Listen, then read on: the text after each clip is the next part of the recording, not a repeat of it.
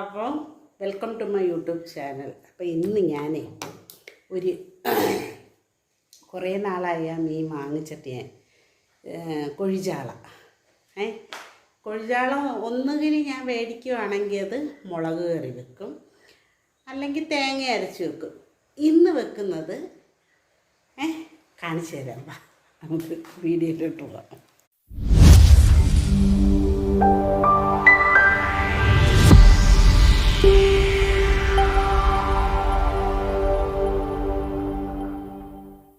മീൻ വെട്ടിയിട്ടില്ല ഇതുവരെ.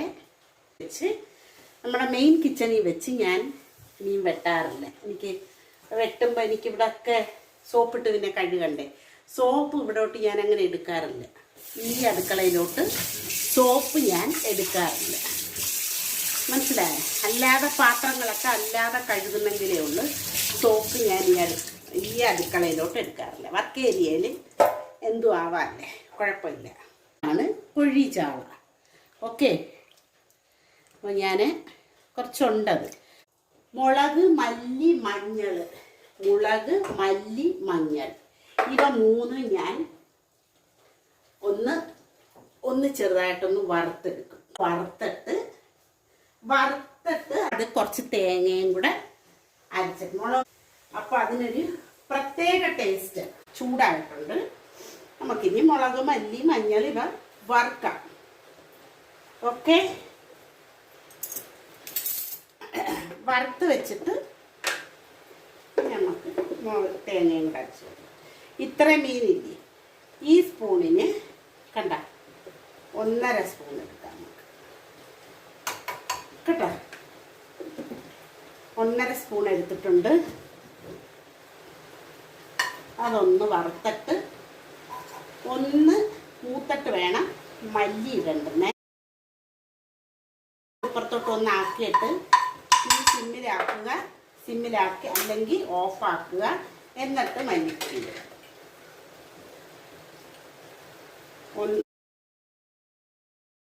ഓക്കെ, ഞാൻ തീ വെട്ടിച്ചു കൊടുക്കുക. അത് ഇടാൻ വേണ്ടിയിട്ടാണ്. മല്ലിപ്പൊടി ഇടുന്ന സമയം കൊണ്ട് മുളക് കരിഞ്ഞു പോരുത്. കരിഞ്ഞു പോയാൽ ആ കറി പിന്നെ കൊള്ളൂല്ല, കഴിക്കും.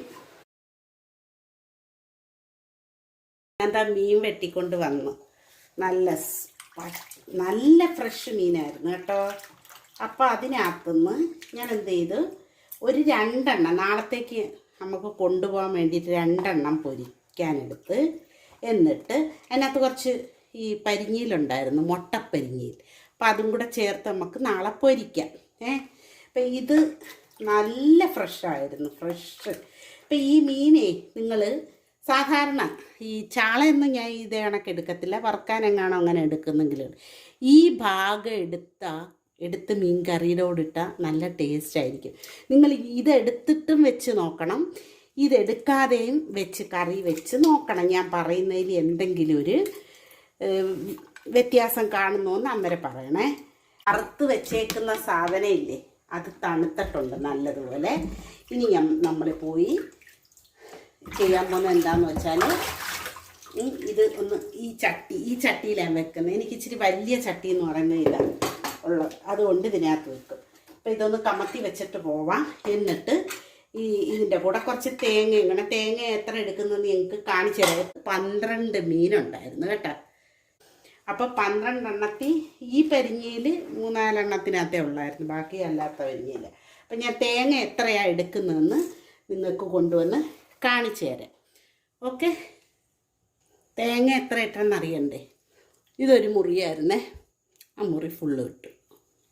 അപ്പം ഇനി എന്നിട്ട് ഇതിനകത്ത് ഞാൻ ആ മുളക് വറുത്ത് വെച്ചേക്കുന്നില്ലേ, നിങ്ങളൊരിക്കലെങ്കിലും ഇങ്ങനെ ഒന്ന് വെച്ച് നോക്കണം. ചിലവർ വെക്കുന്നവരായിരിക്കും, ചിലർ തേങ്ങ അരച്ച് വെക്കുന്നവരായിരിക്കും. തേങ്ങക്കറി തിരുവനന്തപുരംകാർക്കൊക്കെ തേങ്ങക്കറിയാണ് ഇഷ്ടം. വടക്കോട്ടുള്ളവർക്ക് എനിക്ക് തോന്നുന്നത് മുളക് കറിയാണ് ഇഷ്ടം. അങ്ങനെ ഓരോ സ്ഥലക്കാർക്ക് ഓരോ. ഇതിപ്പം നമ്മൾ തേങ്ങക്കറിയും ഉണ്ടാക്കും, എല്ലാം ട്രൈ ചെയ്യും. നമ്മൾ എല്ലായിടത്തെ കറികളും എനിക്കിഷ്ടമാണ്. ഞാൻ എല്ലായിടത്തെ കറികളും ട്രൈ ചെയ്ത് നോക്കും. ഓക്കെ, അപ്പം ഞാൻ അരച്ചിട്ട് വരാം പെട്ടെന്ന്. പിന്നെ വേറെ ഒരു കാര്യം ശ്രദ്ധിക്കേണ്ടതെന്ന് വെച്ചാൽ, ഈ ഇത് തേങ്ങ അരയ്ക്കത്തില്ലേ, അത് നല്ല പേസ്റ്റ് രൂപത്തിൽ അരയ്ക്കണം. അല്ലാതെ വെറും കൊത്തനും പീരയായിട്ട് അരയ്ക്കരുത്. അരച്ചാൽ ആ കറിക്ക് ഒരു ടേസ്റ്റും കാണത്തില്ല.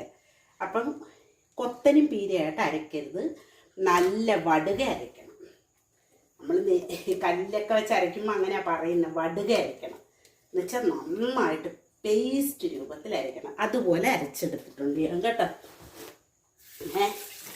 എന്നിട്ട് നമുക്ക് വെള്ളം ഒഴിച്ചു കൊടുക്കാം. ഓക്കെ, ആവശ്യത്തിന് വെള്ളം ഒഴിച്ചു കൊടുക്കുക. പുളി ഇടുന്നത് ഞാൻ കുടംപുളി തന്നെ ഇടുന്ന കേട്ടോ. ഒന്നാമത് ഈ മഴ സീസണിലൊക്കെ കുടംപുളി ഇട്ട വെക്കുന്നതാണ് നല്ലത്. അപ്പോൾ ഇതിൻ്റെ കൺസിസ്റ്റൻസി കറക്റ്റ്. ഇപ്പം ഞാൻ കൈയൊന്ന് കഴുകാൻ വേണ്ടിയിട്ടും കൂടെ ഒന്ന് ഇച്ചിരി വെള്ളം ഒഴിക്കേണ്ടി വരും. കൈ കഴുകി ഒഴിക്കാൻ അത് സാരമില്ല, ഒരു ഇച്ചിരി വെള്ളം ഒഴിക്കത്തുള്ളൂ. വെള്ളം അത്രയും മതി കേട്ടോ കറിക്ക്. അപ്പോൾ ഇത് തീയിട്ട് കൊടുക്കാൻ പോവാം.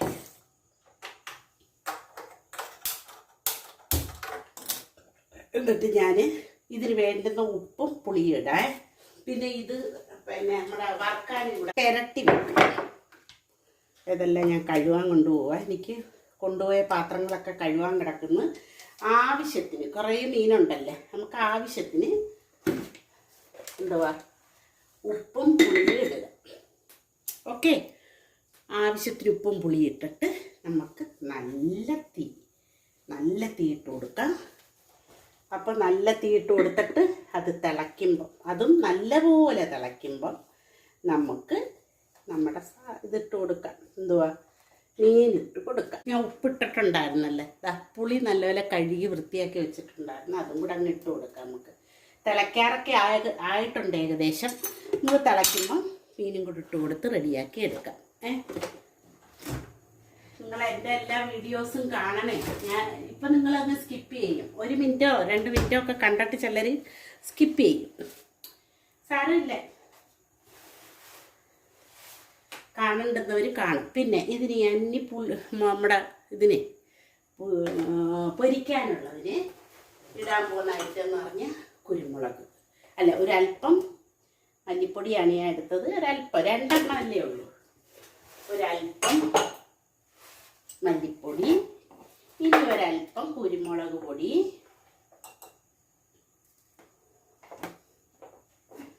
പിന്നൊരല്പം മുളക് പൊടി, പിന്നൊരല്പം മല്ലിപ്പൊടി, അല്ല മഞ്ഞൾപ്പൊടി. മഞ്ഞൾപ്പൊടി ഇപ്പം ഞാൻ എടുത്തത്.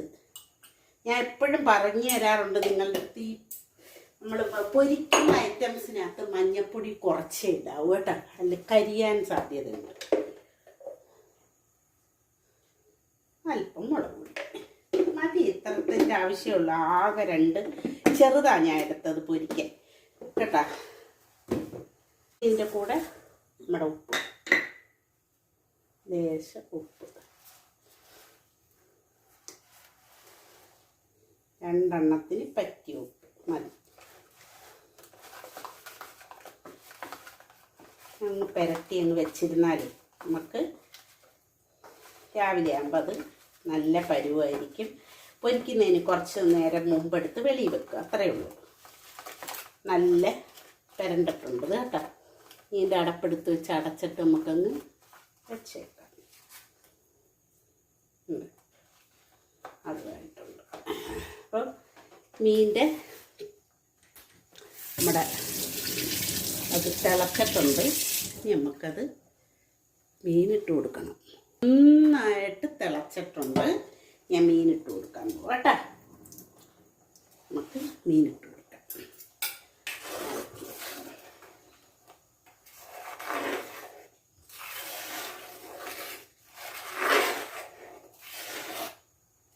ഓക്കെ, മീനിട്ട് കൊടുക്കാം.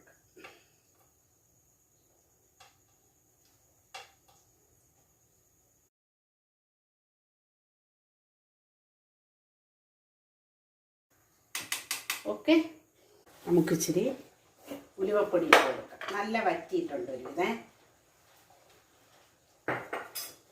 ഒന്ന് കറക്കി കൊടുക്കാം, ചുറ്റി കൊടുക്കാം.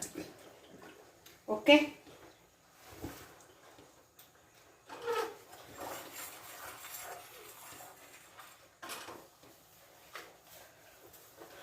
നമുക്കൊന്ന് ചുറ്റിയല്ല ചുറ്റിച്ച് അല്ല.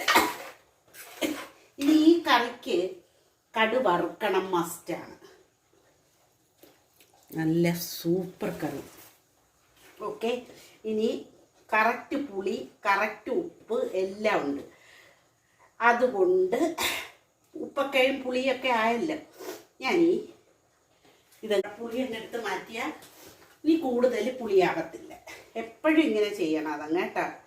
ഈ കുടംപുളി ഇടുന്ന കറിക്ക് ഉപ്പും പുളിയും എല്ലാം പിടിച്ചു കഴിഞ്ഞിട്ട്, നേരത്തെ നോക്കിയപ്പോൾ പുളി പിടിച്ചില്ലായിരുന്നു, ഇപ്പം വന്നപ്പം പുളി നല്ല പിടിച്ചിട്ടുണ്ട്. അതുകൊണ്ട് ആ ഉള്ള പുളിയൊക്കെ എടുത്തങ്ങ് കളയണം. എനിക്കിതിപ്പോൾ എല്ലാം നല്ല പുളിയായിട്ട്, നല്ല പുളി മീൻസ് കറക്റ്റ് പുളി. ഇനി അധികമായ എനിക്കിഷ്ടമല്ല ഒരുപാട് പുളിയാവുന്നത്. ചിലർക്ക് പക്ഷേ ഇച്ചിരി പുളി മുന്തി നിൽക്കണം. മുന്തി മീൻസ് മുമ്പോട്ട് നിൽക്കണം. അപ്പം എനിക്ക് ഇവിടെ പുളി മുമ്പോട്ട് നിൽക്കുന്നത് ഇഷ്ടമല്ല. ചെറിയ ജലദോഷം വന്നിട്ടുണ്ട് എനിക്ക് കേട്ടോ. ഓക്കെ, എല്ലാ പുളിയും ഞാൻ എടുത്ത് കളഞ്ഞു. നല്ല സൂപ്പർ കറിയായിട്ടുള്ളത്. ഓക്കെ, രാവിലെ കറിവേപ്പിലയും ഇട്ട് കടുവും വറുക്കും. മനസ്സിലായപ്പം ഒരു ചെറിയൊരു വീഡിയോ ആയിട്ട് ഞാൻ എടുത്തിട്ടുണ്ട്. എല്ലാവരും കണ്ട് സപ്പോർട്ട് ചെയ്യുക, ഷെയർ ചെയ്യുക, ബെല്ലൈക്കൺ അമർത്തുക. നിങ്ങൾക്ക് ഹെൽപ്പ് ചെയ്യാൻ ഏതൊക്കെ രീതിയിൽ പറ്റും ആ രീതിയിലെല്ലാം ഹെൽപ്പ് ചെയ്യുക, സപ്പോർട്ട് ചെയ്യുക. ഹെൽപ്പല്ല, സപ്പോർട്ട്. ഓക്കെ, ഞാൻ ഓഫാക്കി. അപ്പം ഇനി നമുക്ക് നമ്മുടെ വീഡിയോ വൈൻഡപ്പ് ചെയ്യാൻ പോവാം. ഞാൻ കണ്ടല്ലോ കറി എങ്ങനെ ഉണ്ടെന്ന്. അപ്പോൾ ഈ രീതിയിൽ നിങ്ങളും ട്രൈ ചെയ്യുക കറി വെക്കാൻ. ഇപ്പം ഏകദേശം 11:30 ആയിട്ടുണ്ട്. 11:30-11:45. എൻ്റെ പാത്രങ്ങളെല്ലാം തേച്ച് കഴുകി ഞാൻ വൃത്തിയാക്കി. കണ്ടല്ലോ, എല്ലായിടവും തുടച്ച് നീറ്റാക്കി, എല്ലായിടവും വൃത്തിയാക്കി. പാത്രങ്ങളും തേച്ച് ഇനി കുറേ മുരിങ്ങിക്ക വെച്ച് അപ്പം പിച്ചി വെച്ചിട്ടുണ്ട്. നാളെ നോക്കട്ടെ എന്തുവാ കറി വെക്കാൻ പറ്റുന്നതെന്ന് വെച്ചാൽ ഞാൻ അതുണ്ടാക്കും. ഇതിപ്പം അടച്ച് വെക്കാം. അപ്പോൾ ഇത്രയും സമയമായിട്ടുണ്ട്. തടുപ്പല്ലേ, നമുക്ക് പുറത്ത് വെച്ചാൽ മതി കറി. ഓക്കെ, അപ്പോൾ എല്ലാവരും വീഡിയോ കണ്ട്. ഓക്കെ, നമുക്ക് അടുത്ത വീഡിയോ ആയിട്ട് കാണാം.